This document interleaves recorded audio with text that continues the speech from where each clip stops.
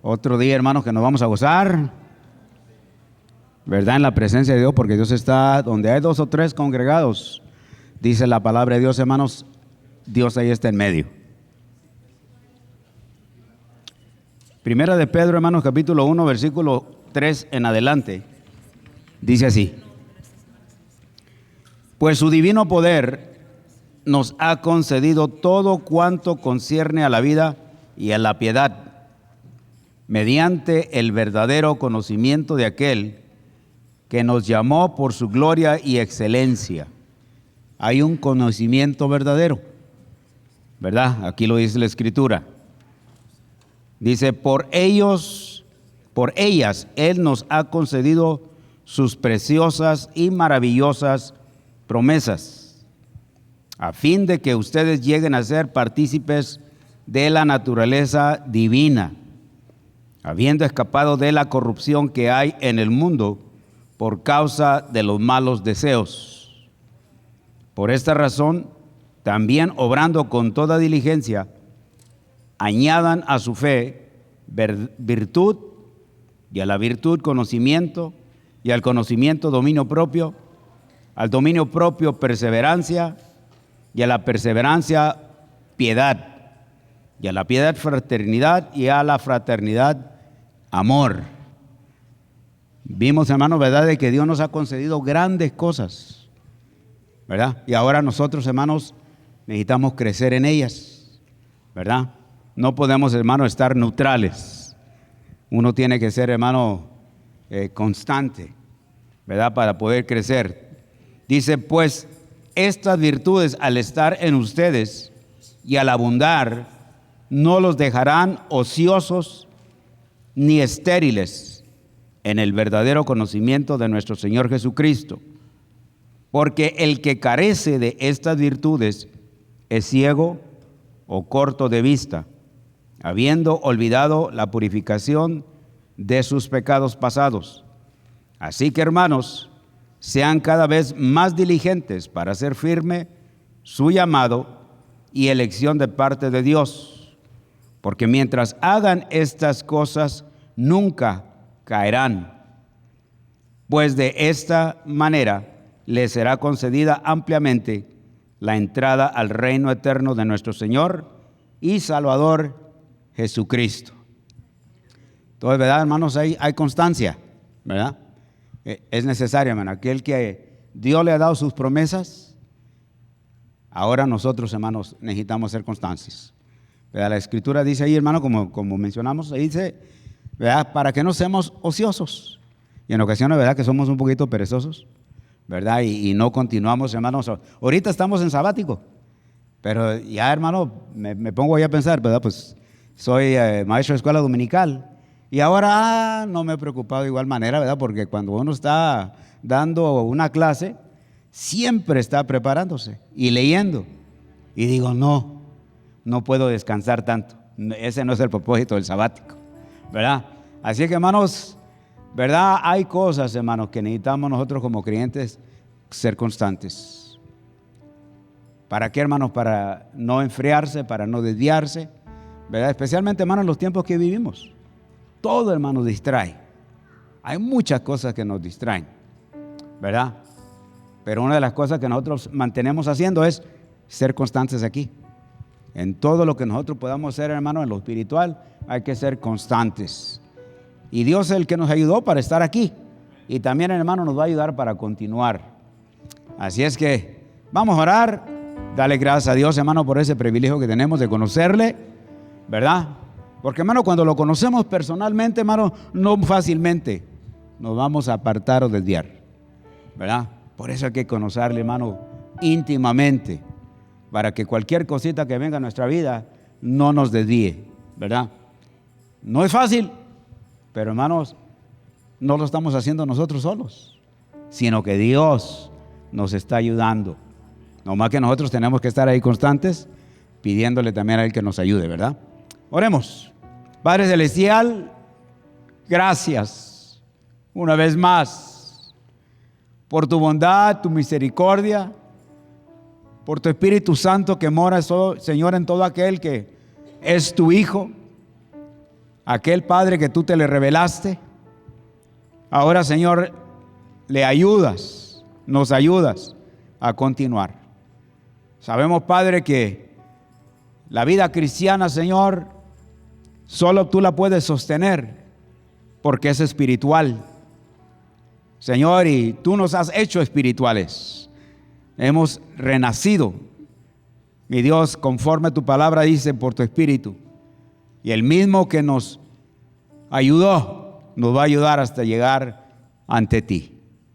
Ahora, Padre, ayúdanos, Señor, en este corto tiempo que estamos aquí, a dedicar, Señor, nuestra mente, nuestro corazón, todo nuestro ser, a rendirte a ti, Señor. Alabanza, adoración, y recíbela, Padre, porque la estamos haciendo en agradecimiento y de todo corazón. En el nombre de Jesús. Amén. Vamos a estar en 1 Corintios, capítulo 15.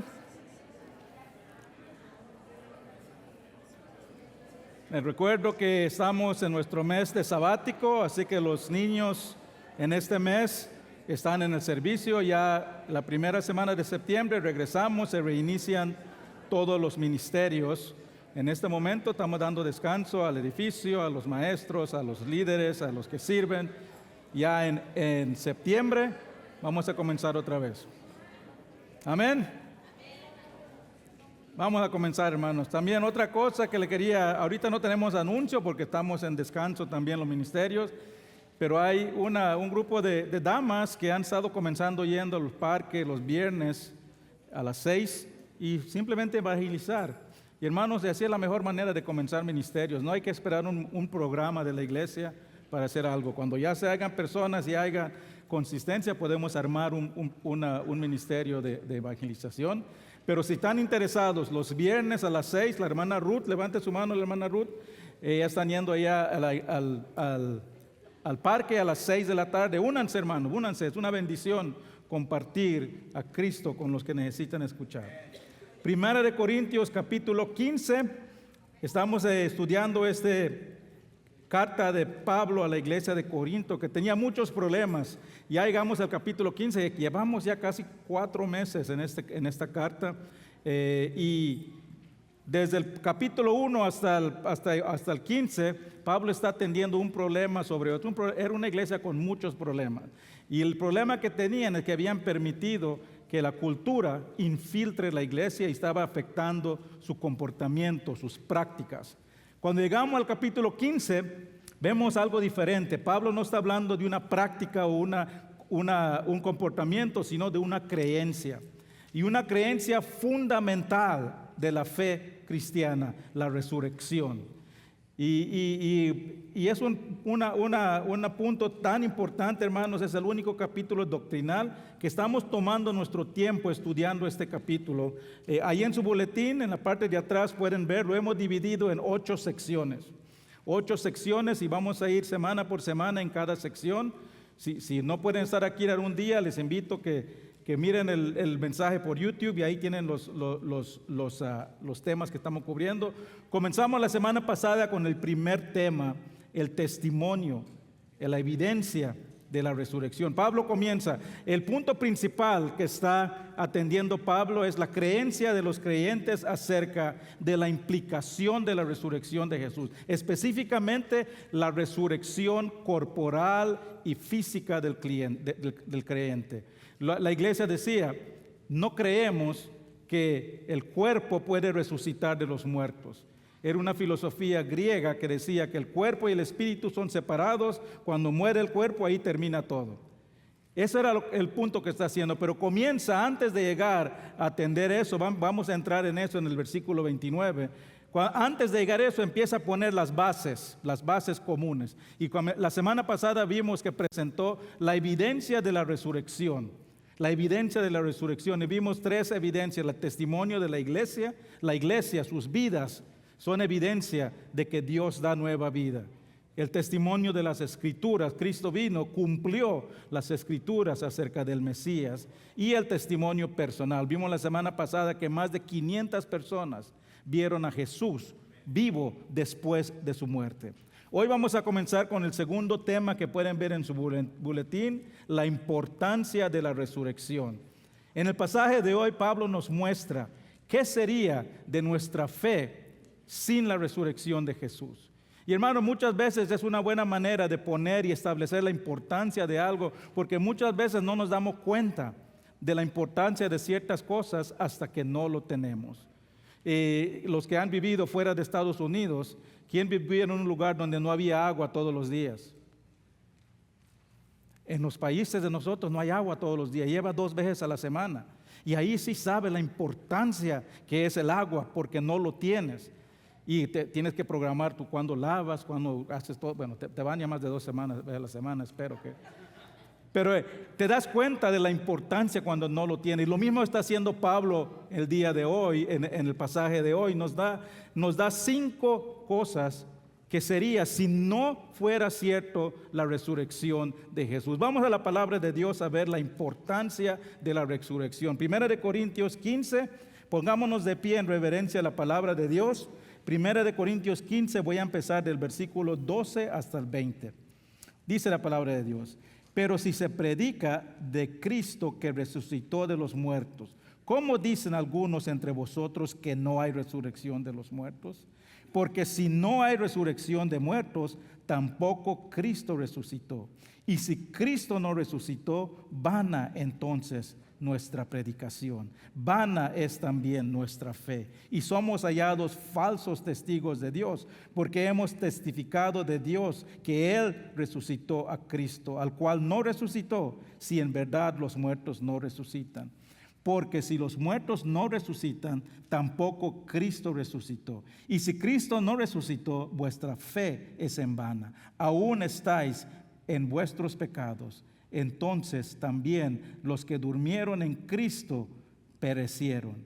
Si en esta vida solamente esperamos en Cristo, somos los más dignos de conmiseración de todos los hombres. Padre Celestial, gracias te damos por tu palabra, Señor. Gracias, Señor, por este tesoro de doctrina que nos das en estos versículos.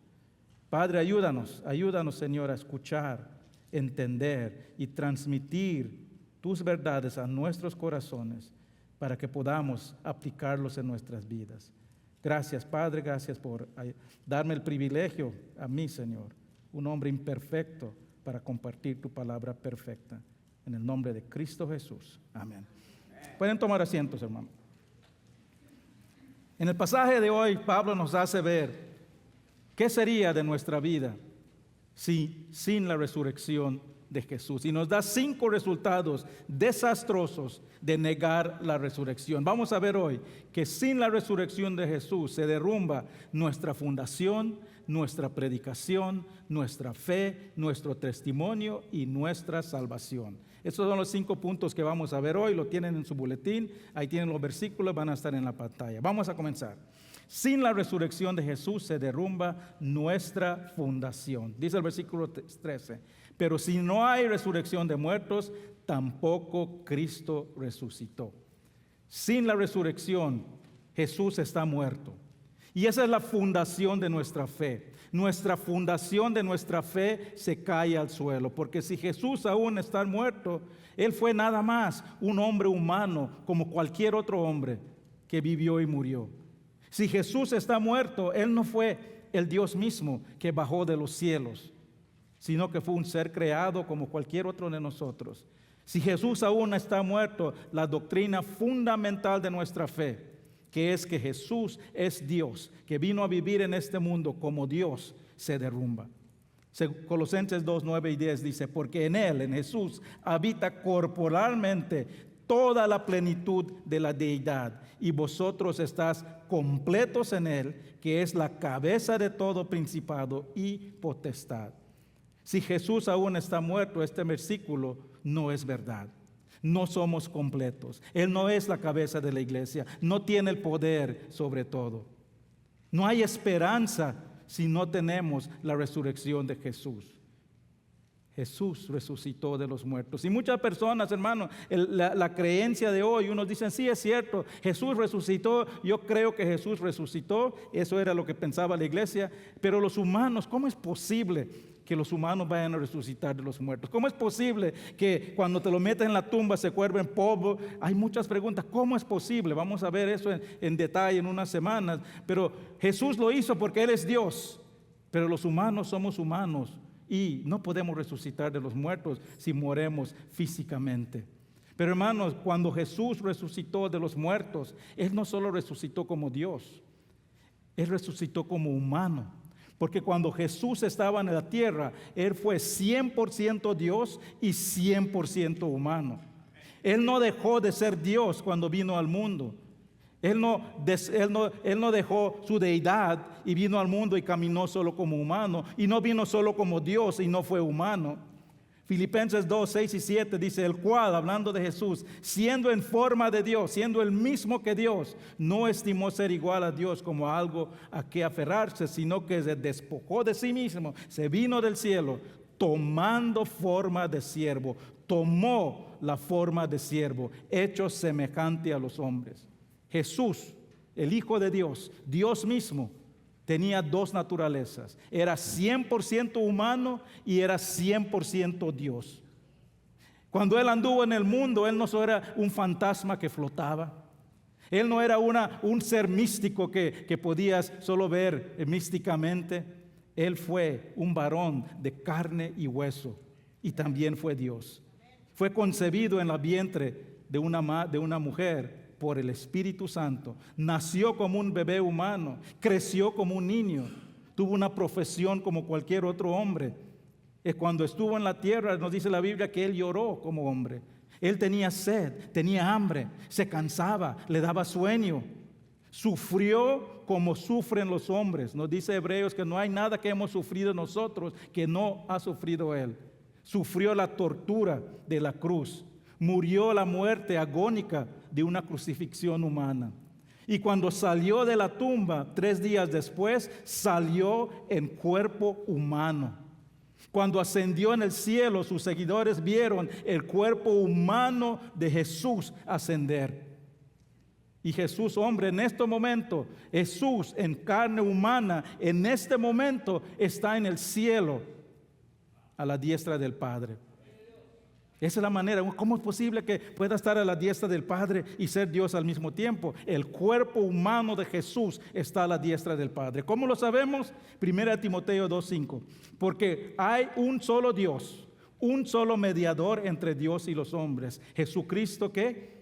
Hombre. Él es nuestro abogado. Cuando dice la Biblia que es abogado, Él es el Jesús que está en el cielo, cuerpo humano, intercediendo por los otros. Y es la razón, hermanos, que nosotros no necesitamos un intermediario en el mundo para llegar a Dios. No necesitamos ir a un sacerdote para llegar a Dios. No necesitamos ir a orar a un santo para llegar a Dios. No necesitamos orar a María, la Madre de Dios, para llegar a Jesús, para llegar a Dios. Él es el único, dice aquí, el único mediador. Solo hay un mediador entre Dios y el hombre, es Jesús. Él es el único. Jesús, hombre, resucitó en carne, ascendió en carne, está parado al lado de Dios en este momento. Y nosotros, hermanos, por esa obra, tenemos acceso directo a Dios a través de Jesús, hombre. No podemos decir que creemos en la resurrección corporal de Jesús, pero no creemos en la resurrección corporal de los humanos. Es una doctrina fundamental, es una doctrina esencial de nuestra fe. Sin esto, nuestra fe se derrumba. Hermanos, la fundación de un edificio es la parte más importante. No se mira, pero es la más importante. Sin una fe firme, sin una fundación firme, crear un edificio se cae. Cuando llegan las tormentas, los vientos, los problemas, se cae. Pero hermano, nuestra fundación está firme, está seguro, porque nuestra fundación está basada en Cristo, el Cristo vivo. Nuestra vida, una vida edificada sobre la fundación de Jesús, es una vida estable. Es una vida que tiene la capacidad para resistir las tormentas de la vida. ¿Has edificado tu vida sobre la fundación de Cristo? ¿Has edificado tu hogar sobre la fundación de Cristo? ¿Has edificado tu familia sobre la fundación firme de Cristo? ¿Es Jesús la fundación de tu vida? ¿Tienes a Jesús en tu corazón? ¿Es lo que está en centro de todo lo que tu vida? ¿Es tu vida firmemente parado en la fundación de Cristo? Si no lo es, entonces las tormentas de la vida te pueden derrumbar. Esa es la primera razón que la resurrección de Jesús es importante. Si Jesús no resucitó de los muertos, nuestra fundación, la fundación de nuestra fe, se destruye. Segundo, sin la resurrección de Jesús se derrumba nuestra predicación. Dice el versículo 14. Y si Cristo no resucitó, vana entonces nuestra predicación. ¿Qué es nuestra predicación? Nosotros predicamos que Cristo murió por el pecado del mundo. Fue crucificado, fue sepultado en una tumba y 3 días después salió resucitado. Eso es lo que predicamos. Le llamamos el Evangelio. El Evangelio literalmente son las buenas nuevas. Lo que predicamos es las buenas nuevas de Jesús. Pero si Jesús no resucitó al 3er día, no hay buenas nuevas. No son buenas nuevas. Nuestra predicación no es una predicación buena. No tiene valor, es inútil, es desperdicio de aliento nada más. La resurrección, hermanos, es lo que valida todo lo que Jesús dijo, todo lo que Jesús hizo y es lo que valida lo que nosotros predicamos al mundo que no conoce a Cristo. Romanos 1:4 dice, fue declarado Hijo de Dios con poder según el Espíritu de Santidad por la resurrección de entre los muertos. La resurrección de Jesús es la fuente de poder que impulsa toda nuestra predicación. Es la fuerza detrás de nuestro mensaje. Es la razón que podemos declararlo Señor y Salvador. Romanos 14:9 dice, porque para esto murió y resucitó y volvió a vivir para ser Señor así de los muertos como de los que viven. El señorío de Jesús se fundamenta en su resurrección. Su derecho de reinar se fundamenta en su resurrección. Su derecho de gobernar sobre la iglesia está fundamentada en su resurrección. Sin la resurrección de Jesús, la esencia de nuestro mensaje, nuestra existencia como el cuerpo de Cristo se desvanece. Sin la resurrección de Jesús, todos los sermones que se han predicado a través de los siglos han sido en vano. Han sido palabras al aire nada más, predicaciones vacías, sin valor. Han sido mensajes sin poder, historias, cuentos nada más, sin impacto espiritual o eterno. Han sido predicaciones sin el poder de salvar al pecador. Hermano, cuando Jesús llega al mundo, el ángel anuncia a los pastores, les doy buenas nuevas de gran gozo. Si Jesús no resucitó, ese ángel les mintió. Porque un Salvador muerto, un Salvador derrotado, no es buenas nuevas. Si Jesús no resucitó, la predicación del Evangelio no es verdad. Pero hermanos, nuestro mensaje es buena. Tenemos un buen mensaje, son buenas nuevas, es un mensaje poderoso. Es un mensaje que transforma el alma del pecador, es un mensaje que transforma vidas. Romanos 1:16 dice, no me avergüenzo del Evangelio, de las buenas nuevas, porque es poder de Dios para la salvación a todo aquel que cree. El Evangelio es buenas nuevas porque apunta a un Jesús vivo. Al Jesús que tiene el poder de perdonar el pecador, de transformar el corazón depravado, de salvar el alma condenado a la muerte y llevarlo a la vida eterna. Hermanos, es lo que predicamos. Yo estoy aquí predicando este mensaje de Jesús, porque Jesús ha transformado poderosamente mi vida. A mí nadie me lo ha tenido que decir. Lo he visto en mi vida. Restauró mi vida cuando estaba en lo más profundo. Nadie me dijo el poder del mensaje de Jesús. Yo lo he visto en mi propia vida y por eso lo predico a otros. Y si Jesús ha hecho un cambio a tu vida poderoso, es tu responsabilidad hablarle a otros de lo que Jesús ha hecho en tu vida, porque tu predicación no es en vano. Ninguna predicación de la verdad de Jesús es en vano. Tal vez no podemos ver el resultado, tal vez no podemos ver un cambio a otra persona, pero toda palabra predicada de Jesús nunca regresa vacía. Siempre cumple su propósito, dice la palabra. ¿Por qué? Porque predicamos a un Jesús vivo. Esa es la segunda razón que la resurrección de Jesús es importante. Si Jesús no resucitó a los muertos, nuestra predicación se derrumba. Tercero, sin la resurrección de Jesús se derrumba nuestra fe. Dice el versículo 14, y si Cristo no resucitó, vana es también vuestra fe. Si Jesús no resucitó, hemos puesto nuestra fe en un muerto. Todo lo que hacemos en su nombre, lo hacemos por nada. Nuestras oraciones son vacías, nuestro servicio es por nada. Hemos sido engañados porque creemos en un Dios falso. En la historia hay muchas personas, hermanos, que han puesto su fe en líderes falsos que lo han llevado a la destrucción. Eso es lo que pasa cuando pones tu fe en un líder falso. Ha pasado mucho. Mire, unos ejemplos. En los 70s había un líder, se llamaba Jim Jones. Se autoordenó ministro de Dios, fundó una iglesia en San Francisco. La iglesia creció tanto que hasta que se descubrió que su líder, Jim Jones, estaba abusando de su poder, usando los recursos de la iglesia para sus propios beneficios. Cuando se enteró que lo estaban investigando, le dijo a su iglesia que Dios le dio una revelación que tienen que moverse y llevó a todos a vivirse a una isla en el Caribe. Hermanos, más de 900 personas lo siguieron. Y las autoridades llegaron a investigarlo ahí, y cuando supo de eso, hubo un desastre ahí, y convenció a sus seguidores a suicidarse, tomando Kool-Aid envenenado. Más de 918 personas lo siguieron por fe, lo obedecieron, murieron, incluyendo 200 niños. Eso es lo que pasa cuando pones tu fe en un líder falso. Aquí había otro que se llamaba Marshall Applewhite. Él y su esposa fundaron una secta llamada La Puerta del Cielo. Combinaban ideas bíblicas con ciencia ficción acerca de los extraterrestres. Y sus seguidores eran personas educadas que trabajaban en tecnología y tenían una secta que trabajaban y todos aportaban y no se relacionaban con los de afuera. En marzo de 1997, si se acuerdan, en ese tiempo iba a pasar un cometa por el mundo, se llamaba el cometa Halley's Comet. El 22 de marzo de 1997,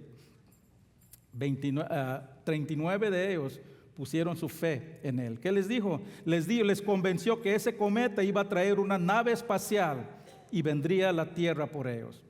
Y se tenían que preparar. ¿Y qué hicieron? Empacaron sus maletas, se vistieron de negro, todos tenían su tenis Nike y se suicidaron con la fe de que iban a ser llevados a un plano de existencia superior.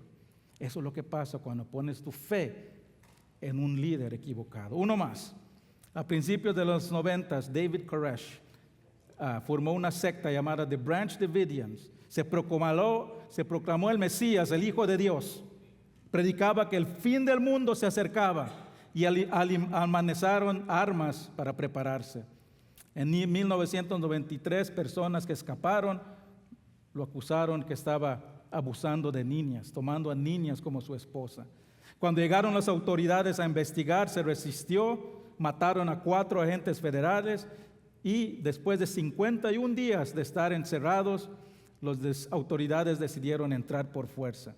Pero ya tenían todo programado alrededor de los edificios con dinamita y ordenó ese líder que se explote todo y se encienda el complejo y se redujo a ceniza. Cuando todo terminó, se descubrieron 70 cuerpos, incluyendo 20 niños. Eso es lo que pasa cuando pones tu fe en un líder equivocado. Hay muchos más ejemplos de líderes que han causado destrucción para sus seguidores que han puesto su fe en ellos. Y aún existen, hermanos. Tal vez no llevan a eventos tan dramáticos como estos, pero aún hay personas poniendo su fe en líderes que están enseñando algo equivocado. Y tal vez no terminan en suicidio, pero tienen el mismo efecto. Todo el que pone su fe en un Dios falso termina en la destrucción eterna. ¿Y por qué pongo todos estos ejemplos? Porque quiero que miren la diferencia en el Dios en que nosotros ponemos nuestra fe. Jesús fue muy diferente de todos estos líderes, profetas falsos. Todas estas personas, si analizas, líderes de estas sectas buscan poder personal, buscan riquezas, buscan control. Pero Jesús vino a entregar su vida. Él vino a dar su vida para la humanidad. Los líderes falsos recurren a manipulación psicológica, falsas revelaciones. Jesús vino y cumplió más de 300 profecías y dio evidencia pública de que Él era el Hijo de Dios. Él no explotó a sus seguidores, sino que se sacrificó para librarlos de la esclavitud. Jesús vino a servir, no a ser servido. Vivió humildemente, se sacrificó humildemente. Ese es el Jesús en que ponemos nuestra fe. Y es el Jesús que a través de la historia, amén. Y es el Jesús, hermanos, que a través de la historia todos los creyentes han puesto su fe. En Hebreos 11 se llama el capítulo de la fe. Y ahí vemos, hermanos, las personas que pusieron su fe en Dios. Y no son personas que adquirieron beneficio, no son personas que recibieron poder, al contrario, sufrieron pruebas, burlas, azotes, cadenas, prisiones, apedreados, enfrentados con la espada, muchos crucificados, anduvieron vagando por el desierto, necesitados, afligidos, maltratados. Si el evangelio de Jesús es una mentira, todos estos héroes de la fe fueron víctimas del engaño más cruel de la humanidad. Pero hermanos, nuestra fe no es en vano. Todos los líderes falsos que han muerto, otra diferencia muy grande, todos los líderes falsos que han muerto terminaron en la tumba. Pero nuestra fe está puesta en un Cristo que salió de la tumba caminando resucitado.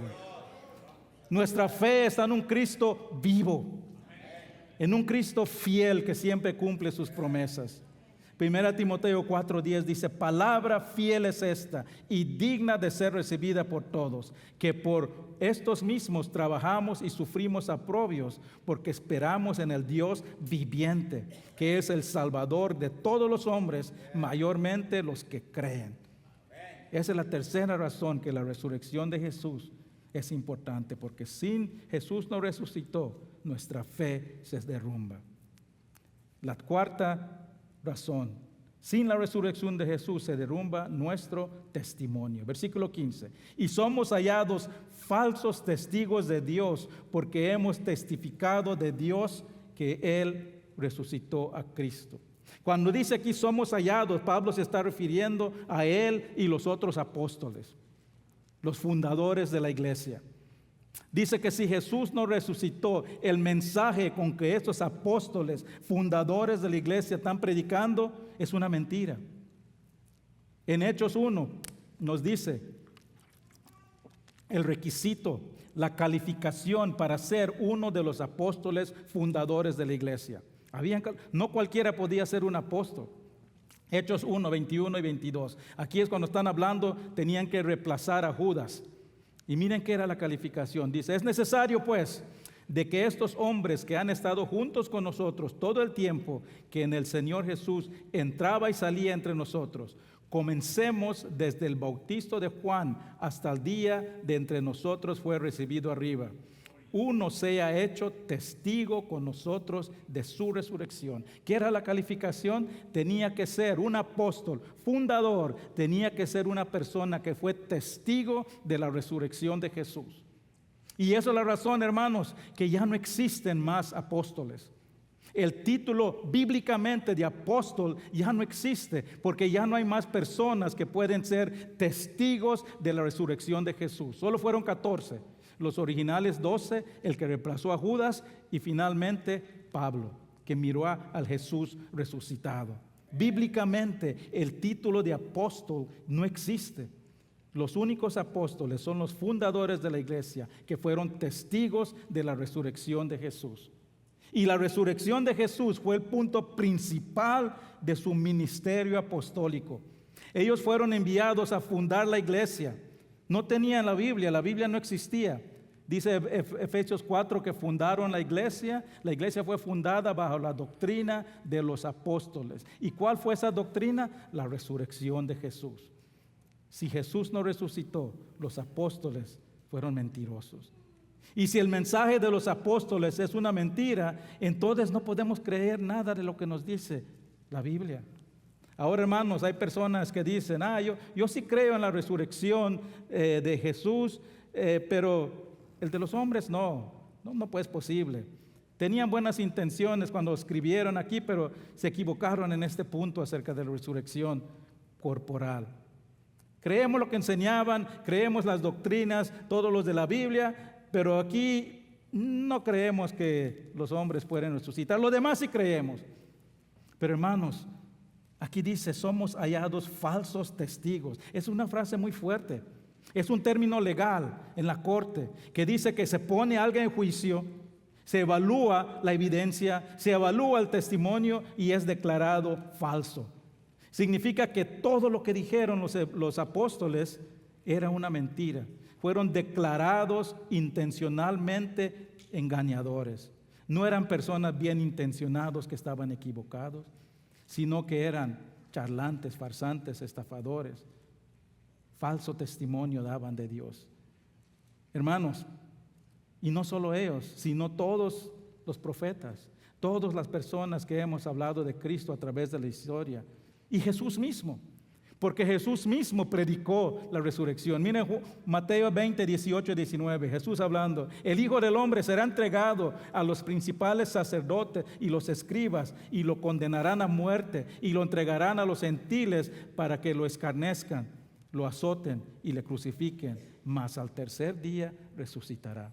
Jesús mismo predicó su resurrección. Hermano, esto otra vez no es un punto menor. Si no crees en el mensaje de resurrección, no puedes creer el resto de la Biblia. O crees todo o no crees nada. Si los apóstoles fueron mentirosos, entonces toda nuestra fe está basada en una mentira. Hermanos, pero nuestra fe es la verdad de Dios. Es la verdad completa de Dios. Sin la resurrección no tenemos fe. No tenemos la fe que seguimos. Esa es la cuarta razón que la resurrección de Jesús es importante. Si Jesús no resucitó de los muertos, nuestro testimonio se derrumba. Y la quinta, sin la resurrección de Jesús se derrumba nuestra salvación. Y ahí Pablo deja el más importante para el último. Dice, versículo 17, y si Cristo no resucitó, aún estáis en vuestros pecados.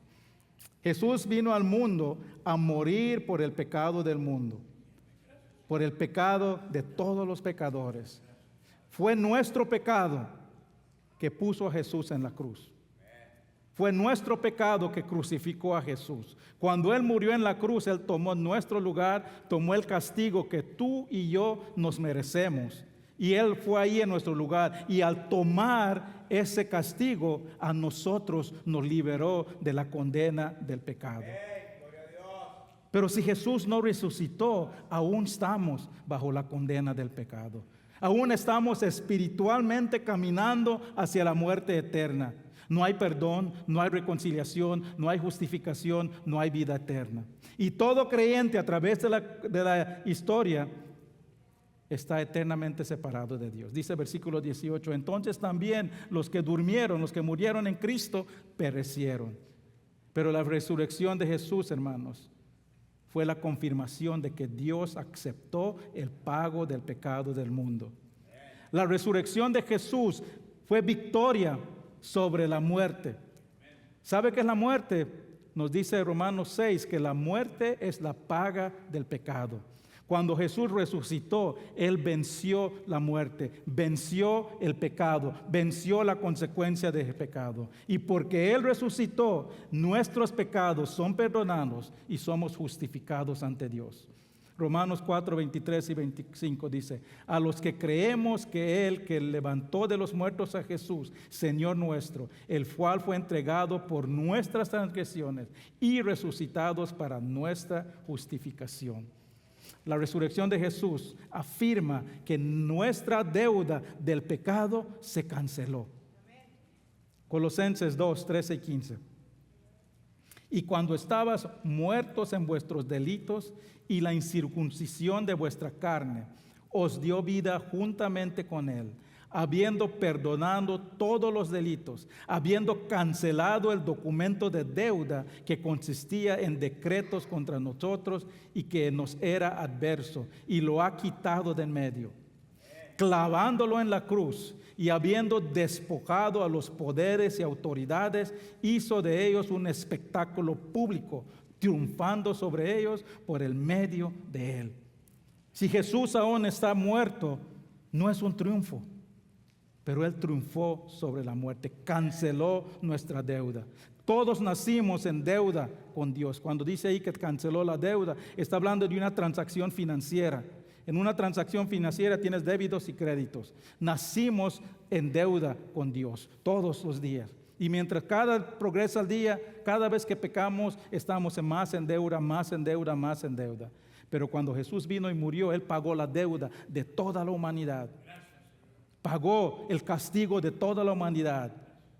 Y el momento que una persona pone su fe en Cristo, Cristo deposita el pago de tus pecados, pasados, presentes y futuros. Tu deuda está cancelada.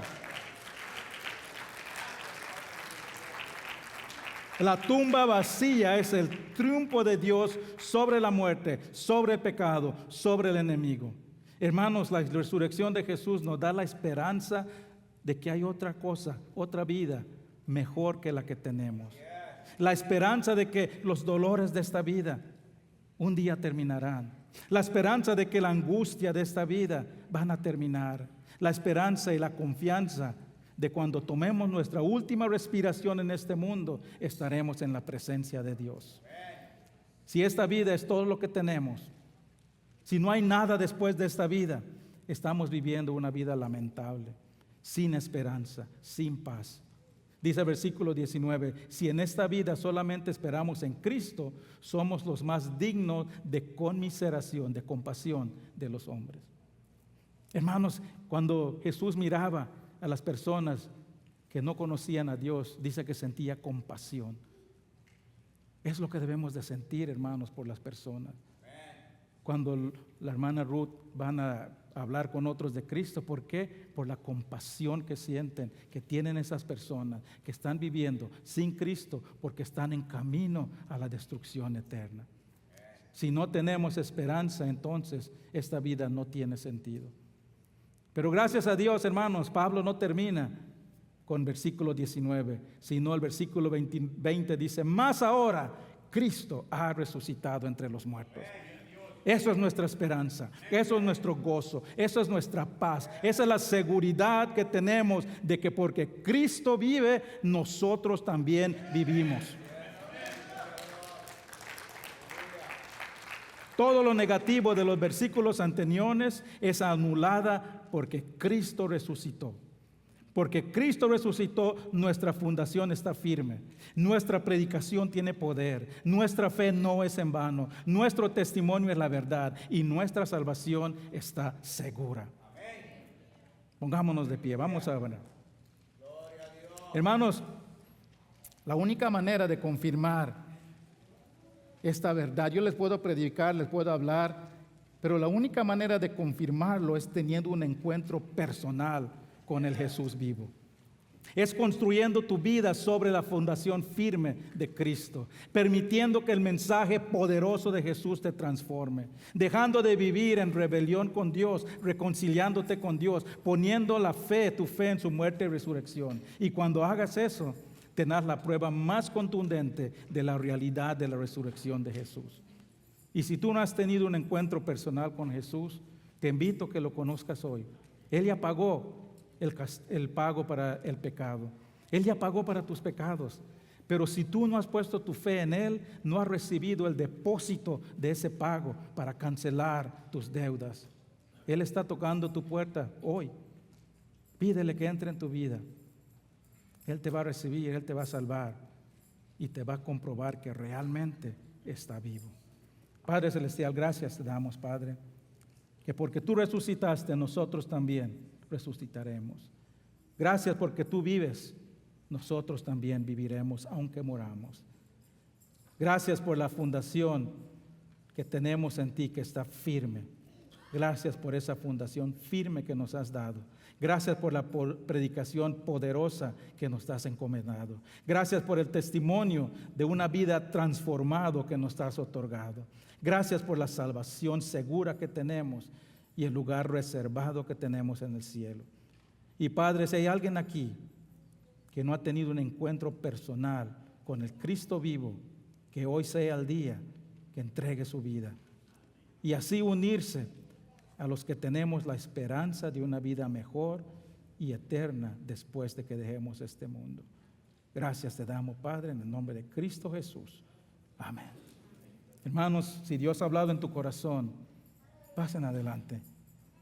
Si necesitas oración, habrán personas aquí que puedan orar por ustedes. Simplemente necesitas arrodillarte ante Dios, darle gracias por lo que ha hecho en tu vida. El altar está abierto.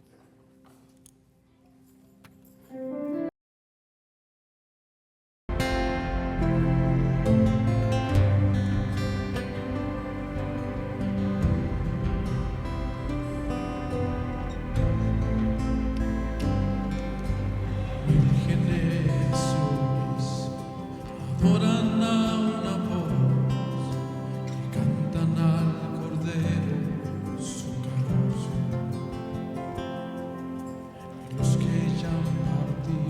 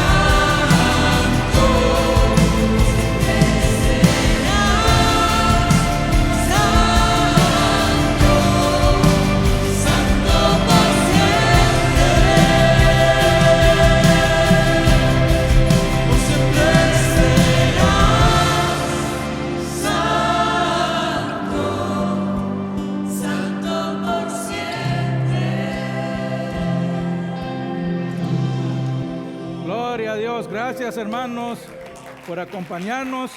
Hermanos, yo me estoy gozando con este capítulo. La próxima semana vamos a ver, y Pablo ya estableció las bases, ahora empieza a hablar específicamente de la resurrección. La próxima semana vamos a ver la secuencia de la resurrección. La Biblia nos da 3 claras resurrecciones. Una ya pasó, 2 están por venir. Así que no se lo pierdan la próxima semana. Dios le bendiga, hermano. Vamos con un canto más para cerrar.